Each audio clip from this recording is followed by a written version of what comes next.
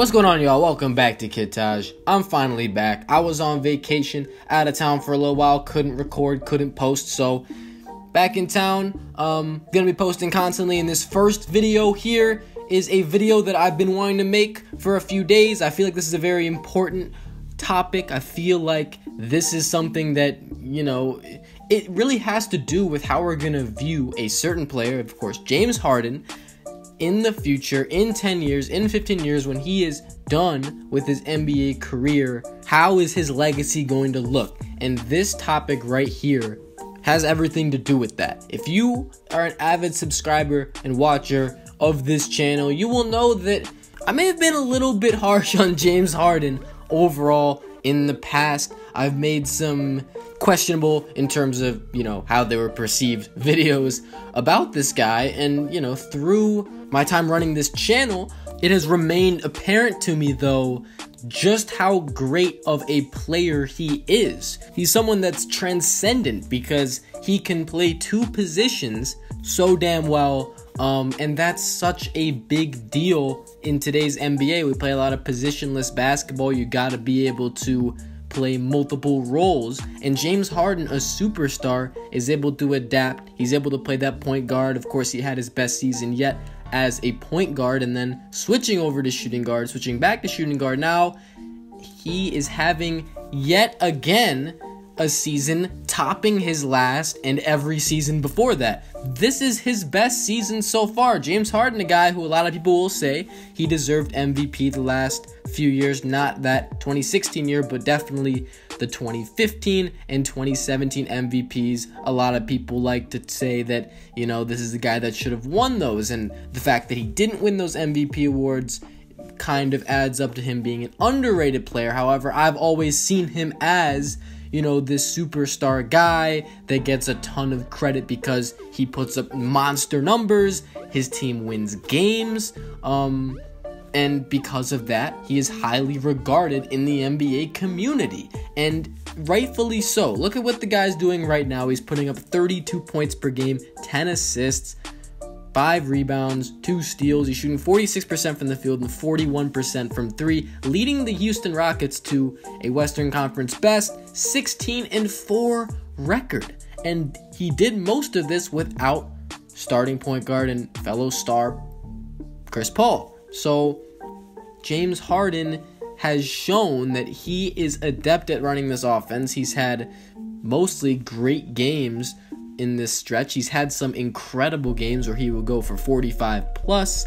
His three-point shooting has been fantastic as of late. So basically, he's playing out of his mind right now. But the thing is, I don't think that this is that new. I don't think that we should be looking at this and saying, man, James Harden has transformed into a new player. I think he's improved, yes, but I don't think that he is deserving of a lot more credit than he got last year, because they won, I believe, 55 games last year. They're 16-4. They're doing really well. They were doing really well last year. He was putting up amazing numbers last year. He's putting up amazing numbers this year.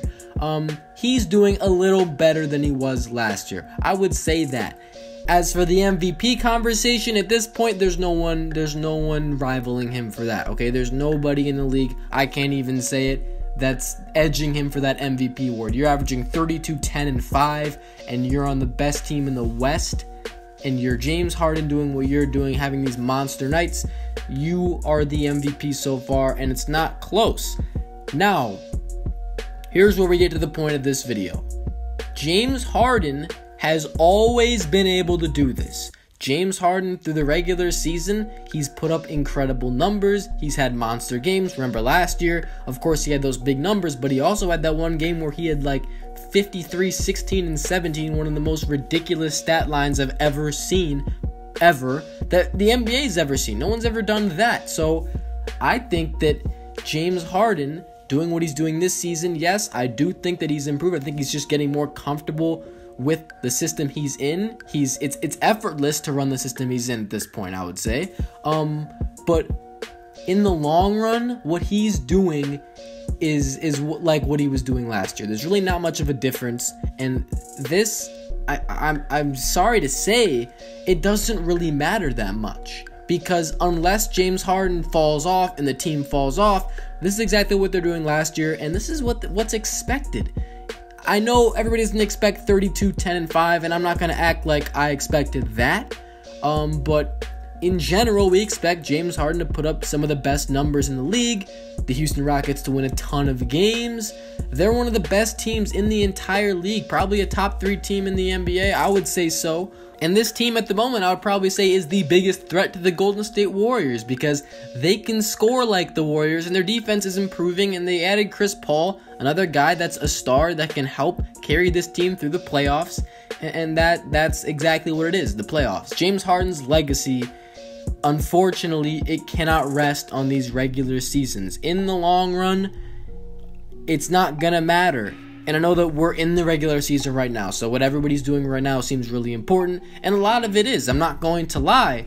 James Harden playing like this, it's great because it lets you know that this guy is continuing his progression as an NBA player. He's still getting better. That's huge. However, even though it's a really good sign, it doesn't guarantee anything. It doesn't guarantee that James Harden isn't going to fold in the playoffs once again, and that's exactly what this comes down to. However, despite James Harden's woes in the playoffs for the last several years, he has an opportunity at this point to overcome that ultimate weakness of just disappearing in the playoffs this season because he has Chris Paul on his team, and not only that, but he is playing at his highest level. James Harden is a guy that he's avoided injury for his career. He's one of these guys that's like an underrated Iron Man. He plays a ton. He plays a lot of minutes and a lot of games,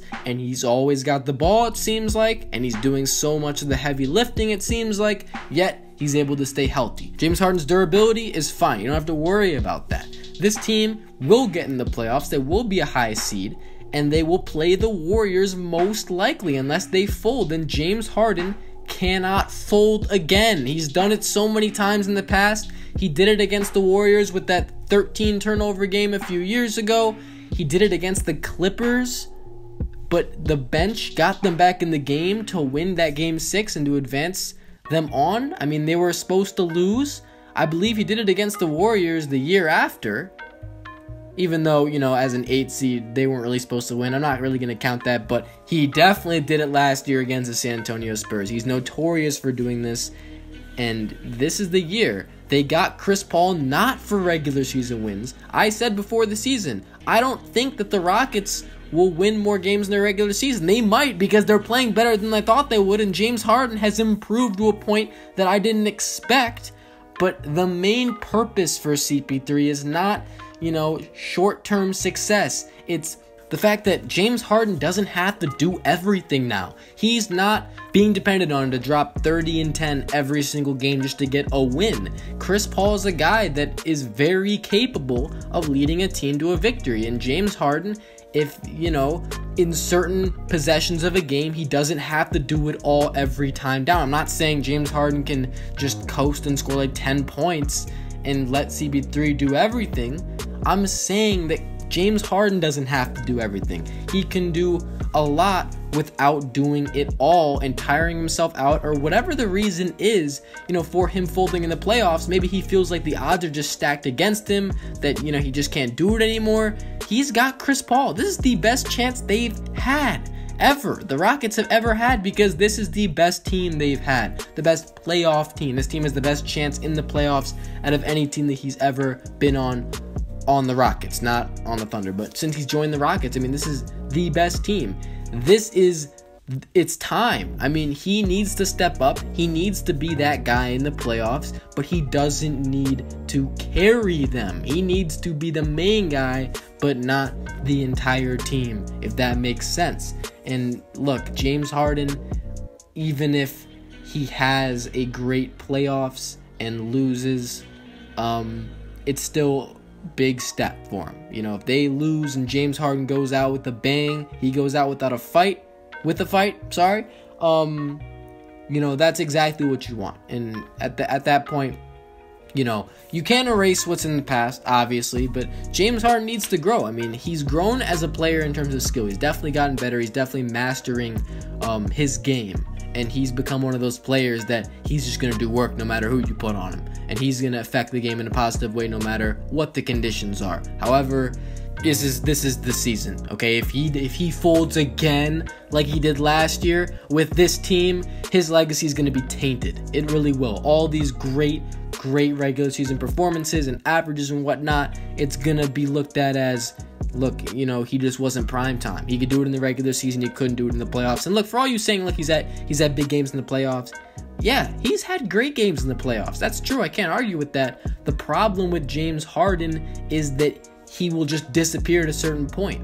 He's not usually good. He's not overall good. He's had good games. It's not like he's just awful as soon as he enters the playoffs. As soon as April comes, he just can't do anything. I'm not saying that. I'm just saying, like, we know what the guy does in the playoffs. In these games, they need to win, and he just folds, and he just doesn't do anything. Like last year, he fouled himself out of the game, and he led Houston to a 75-point, like they scored 75 points, and their season low that year was 90, so without Kawhi Leonard even guarding him, like that's just sad. Come on. If he does that again, yeah, I mean, it's going to be ridiculous how much he gets torn apart, and his legacy will forever be tainted.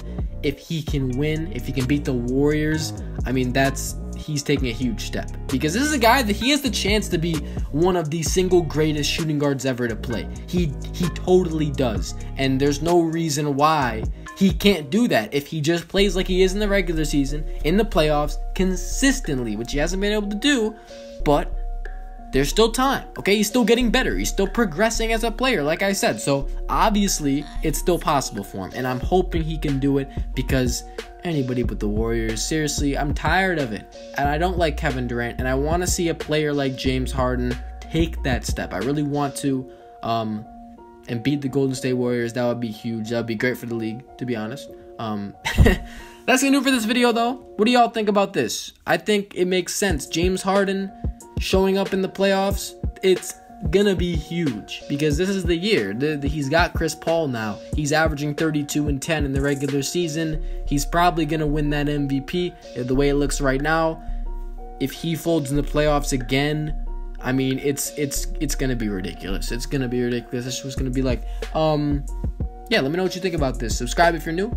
Like it up if you enjoy. I'm out. Thanks for watching, y'all. Peace.